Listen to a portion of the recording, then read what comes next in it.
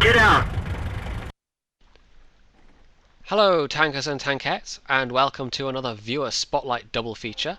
This time I have two replays of tier 6s, and they're both tier 6 machines that can really move when they need to. So we're starting off with Delphy, and he's sent me this game with his Cromwell.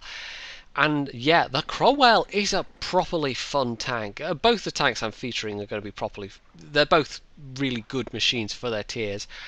But yeah, the Cromwell I think is one of the most fun mediums to play for its tier in probably the whole game. On paper, it looks like nothing special. You look at the mobility, the traverse and the speed limit and all that. It looks okay, and the armor looks pants, and the gun looks meh. But you combine all that in one package, and it is the mobility translates as really extreme versatility, and it's just a tank that is good in so many situations and can adapt itself to so many situations. And yeah, a lot of people, I think they dislike the slower tanks because you're more tied down, but I mean, I like slower tanks, but I can really see the appeal of tanks like these because you can get around and you can shift and you can be in many places on a map and just generally make yourself way more useful, and occasionally save situations that looked otherwise hopeless. So anyway, yeah, he's about to get his first kill. There's a comet that's down. He's still got full health, which is very nice. He wasn't really in a risky situation there. That enemy comet was in kind of a daft place, but our E25 was also in kind of a daft place. So he's gonna take a look, see, go around the corner, see if there's anything doing around there. You really want to avoid head-on confrontations in tanks like this because, like I said, the armor's not very good, but if you can keep away from your enemy and make them chase after you, you can basically come up behind in unexpected places. Apologies, by the way, for this is one of the older. This is a .87 replay. Some of these are a bit jerky for some reason. This is one of them, but hopefully you'll be able to excuse that. So this is a perfect line of sight on these two heavies here. He's not even, you could have done this in a slower tank, frankly, given that there's no one watching the backs of these guys. And the T29 not even turning. T150 is going in the other way completely. He's not. He could be doing a bit better here. He could be aiming a bit better because he's got the arse of this T29 in perfect sight, and he should really be aiming for that the whole time. Yes, he manages to track the guy, but he bounces a shot there, and I think he bounced another one as well. Or I could just not be paying attention, but yeah, he could have done a little bit more damage there, that's for sure.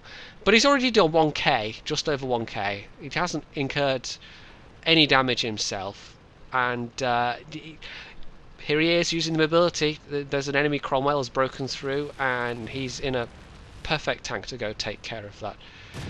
And yeah, this guy maybe could hurt him a bit, but he's still got full health. This guy really didn't. And yeah, how do you miss a shot like that?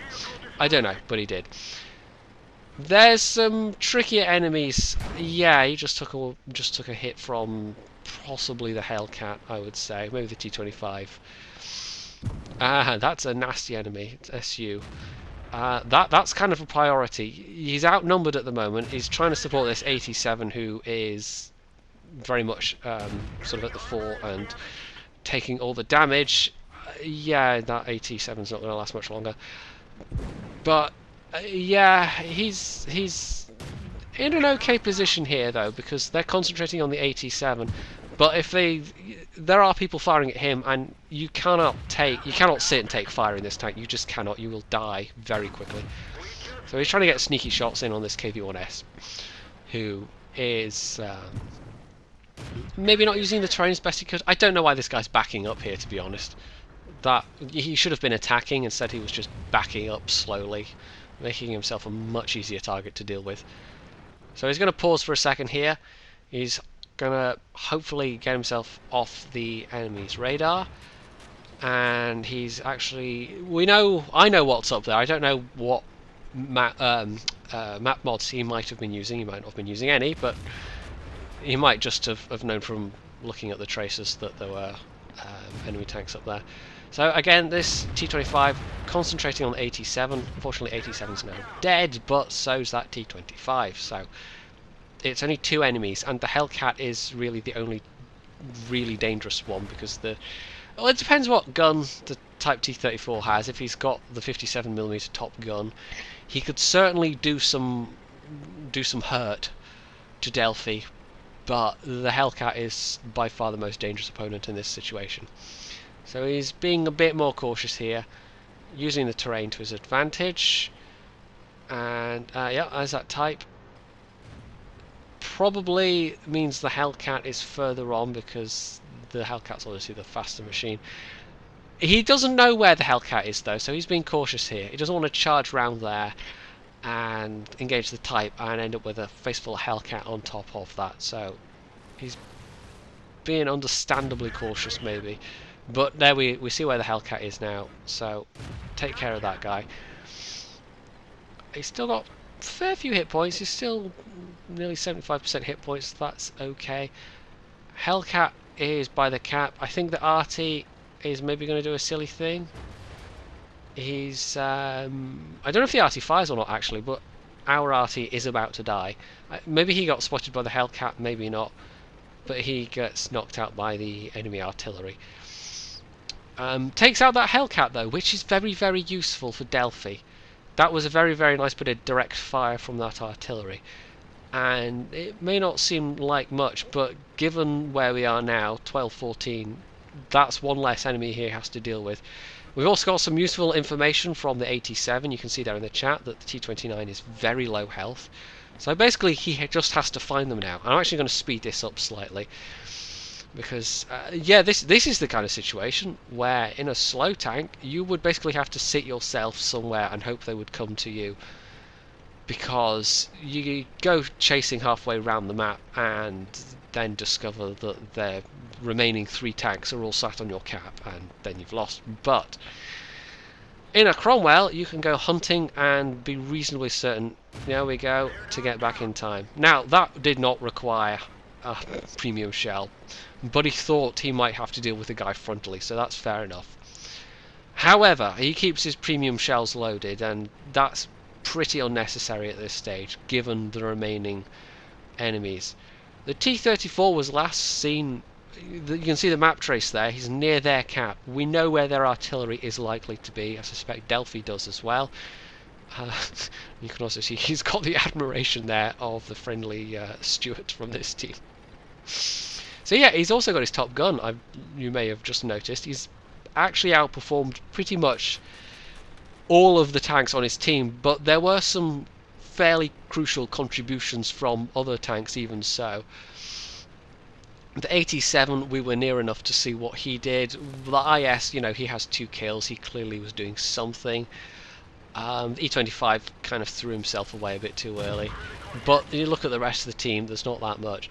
Now this may have been a slight tactical mistake. He kills this T-34 first rather than going straight for the artillery, but at least he's moving, he's not sitting still. This is still all using premium ammo though, and that's kind of just a waste. You know, it's his credits, that's fine, but there's absolutely no point to using premium ammo when you know that there's a tier 5 medium and a tier 5 arty left over. That was just, maybe he just forgot. That can happen. You get caught up in the moment and you switch an ammo to, you switch ammo and then you forgot that you've switched ammo. That's happened to us all at some point. Anyway, oh, fired a miss. Right, okay. That was really the only danger, that he would get TD moded by this guy. That's the correct use of English, right? Scumbag goes to drown himself, but no, we're not having any of that, mate. No.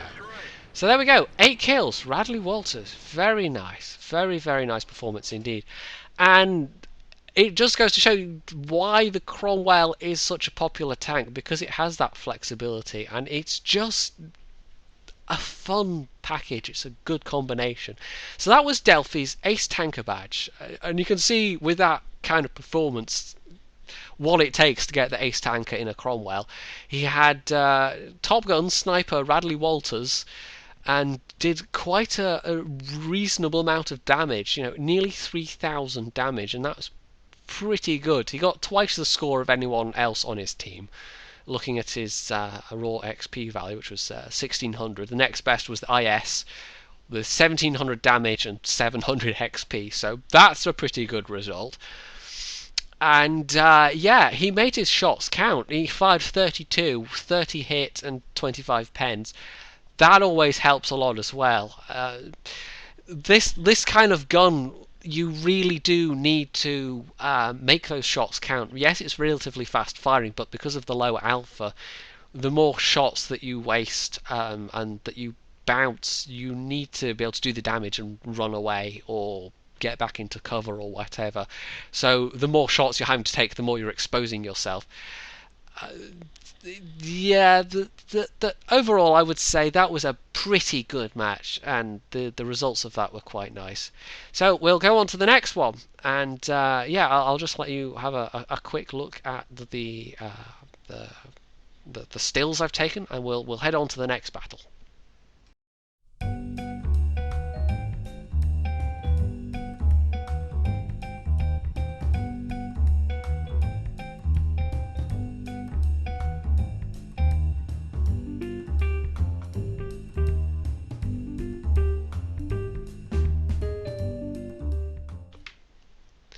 And here we are, part 2, and it is the other fast mobile tier 6 fun machine. This is the Hellcat.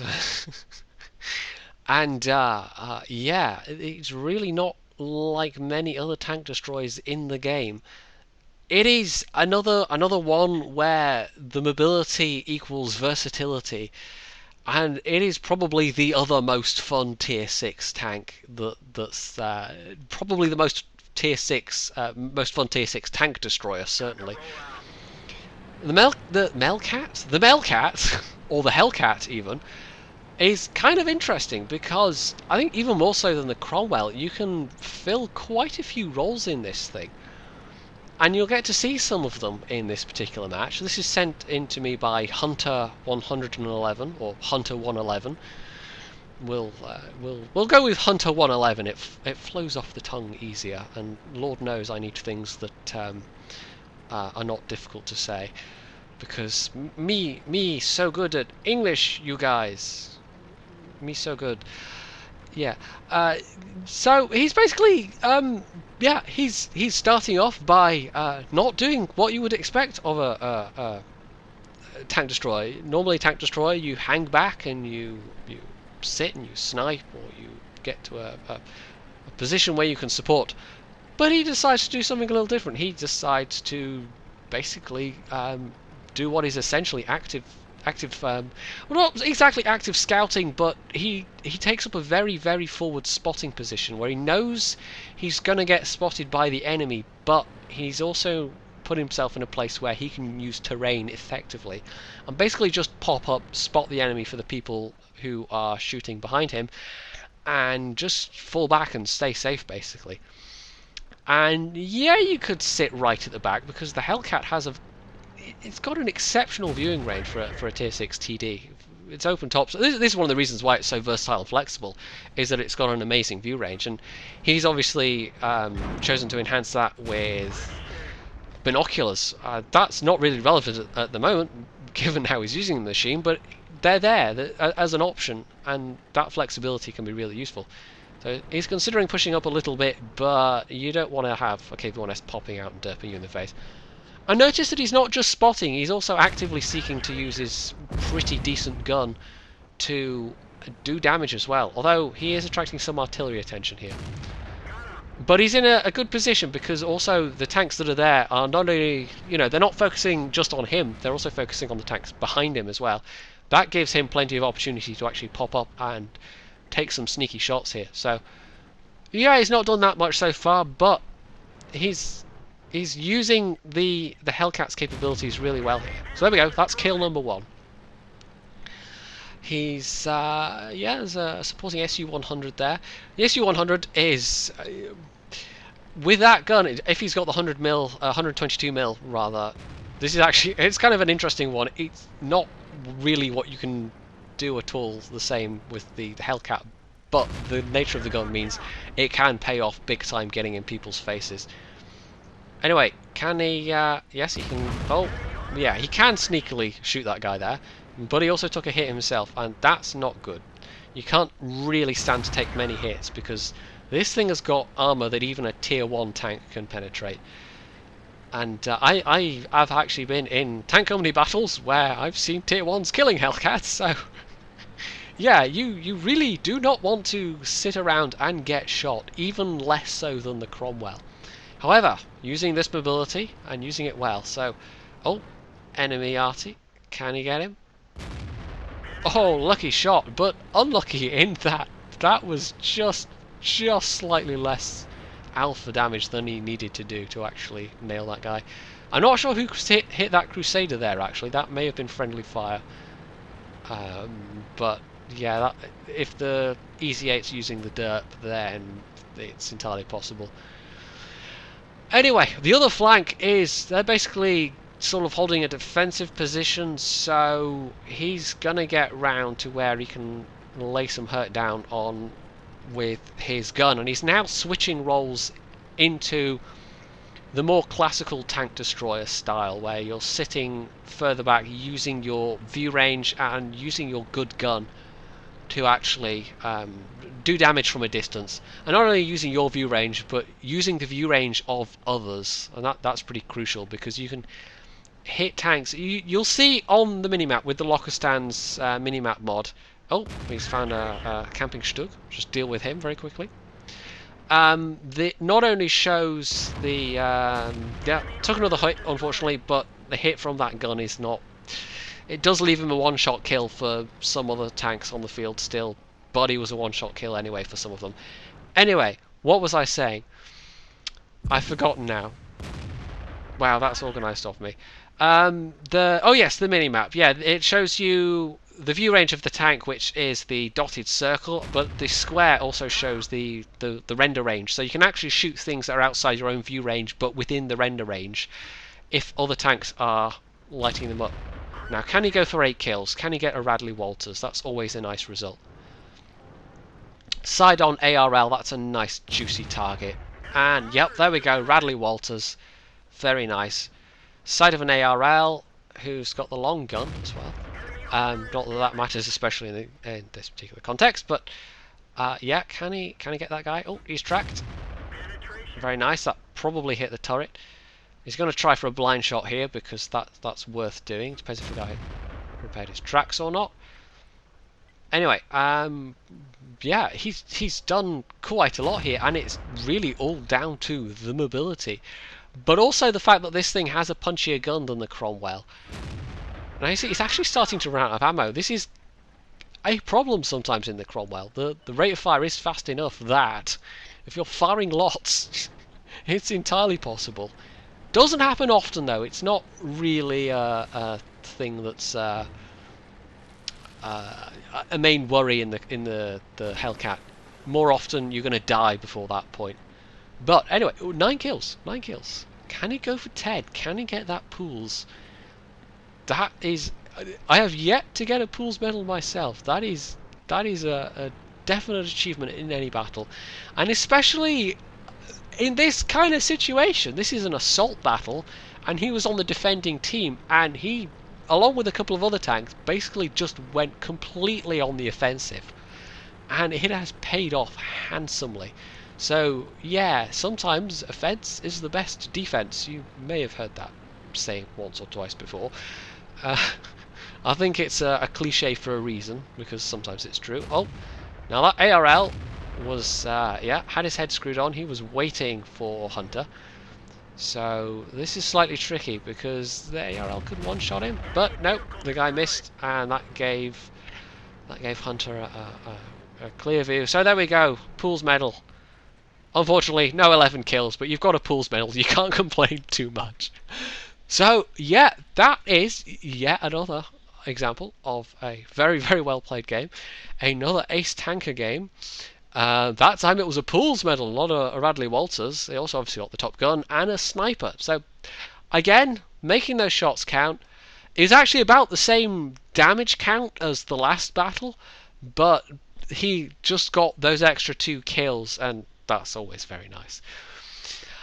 Otherwise, what can I really say that I haven't said already? You know, I'll be doing separate reviews of both these tanks at some point, but I felt these two replays worked very well together because they both show that both very similar kinds of games in some ways, and you can use both machines in similar ways, even though one's a medium and one's a tank destroyer.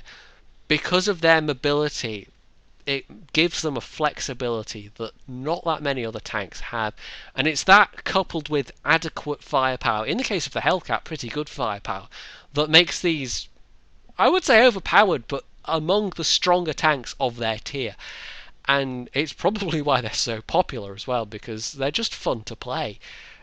And you can't say that about some of the other tier 6s, you know, witness the Churchill gun carrier or the ARL V39. It's hard to describe those as fun. You can certainly be competent in them, you can certainly have good matches in them, but it's very, very hard to describe them as ever being fun. They're hard work, not really anything else. I mean, a well-played Hellcat or Cromwell game can be hard work, but it's fun at the same time, and it's just, yeah. You should definitely go out and buy these or aim for these if you don't have them already, and you want to have, you know, some experience of what a good mobile machine can do. These are both very good ones to aim for. So, with that, I shall wrap it up and say my usual spiel. If you enjoyed these games, you can leave a comment, you can hit the like button, you can subscribe, you can go check out my Facebook page where I post a selection of the still images that you see in every video. And of course, as always, stay tuned for more.